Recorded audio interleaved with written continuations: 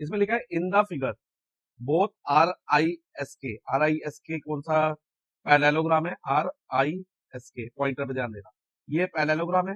और CLUE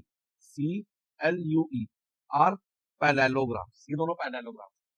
और हमें क्या करना है? Find the value of x. ये एक्स है ना, इसकी value find.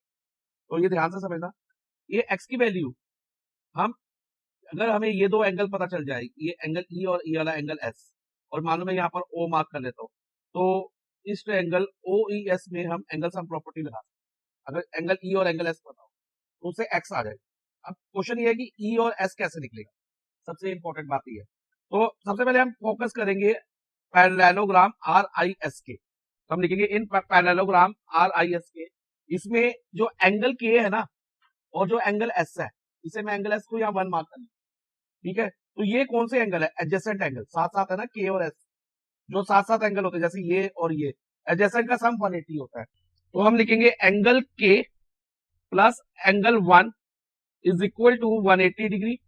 Reason adjacent angle of parallelogram are supplementary.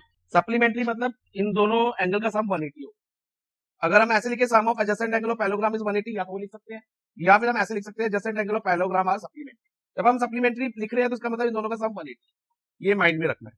तो एंगल के हमें पता है 120, और एंगल 1 हमें फाइंड करना है, इज इक्वल टू 180। अब एंगल 1 इज इक्वल टू क्या होगा? ये प्लस 120 180 के साथ जाके माइनस 120 हो जाएगा। तो एंगल 1 इज इक्वल टू हमारा 180 माइनस 120 60 डिग्री आ गया। एंगल 1 की वैल्यू, या कह लो एंगल एस की वैल्यू, मैं यहाँ एरो डाल के लिख देता हूँ, यहाँ पर 60 डिग्री हो गया। अब हम निकालेंगे एंगल ई। एंगल ई के लिए हम फोकस करेंगे पैरेललोग्राम CLUE में। तो उसमें ये वाला एंगल ई, इसको मैं 2 नेम दे दूं, तो एल और एंगल 2 अपोजिट एंगल है। तो अपोजिट एंगल जो होते हैं इक्वल होते हैं, तो हम लिखेंगे angle 2 equal to angle L. और रीजन देना इंपॉर्टेंट है, opposite angle of parallelogram are equal. तो एंगल एल तो हमारा 70 था, तो एंगल 2 भी हमारा फाइनली क्या हो जाएगा? 70 डिग्री। अब हम आएंगे ट्रायंगल OES में। तो हम लिखेंगे in triangle OES angle sum property लगाएंगे। एंगल सम प्रॉपर्टी यानी कि sum of 3 angles of a triangle हमेशा 180 डिग्री है। तो एंगल O प्लस एंगल 1, इसमें एक एंगल O आ रहा है जो कि x है, नेक्स्ट स्टेप में मैं इसको एंगल O की जगह x दूंगा। फिर एंगल 1 प्लस एंगल 2, ये 3 एंगल का सम क्या होगा? Equal to 180 degree. और रीजन होगा angle sum property.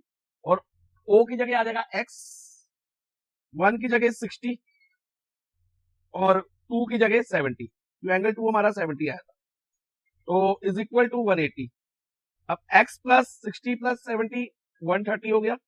x plus 130 is equal to 180। x is equal to 180 minus 130, x is equal to 50 degree. तो फाइनली x की वैल्यू हमारी आ गई 50।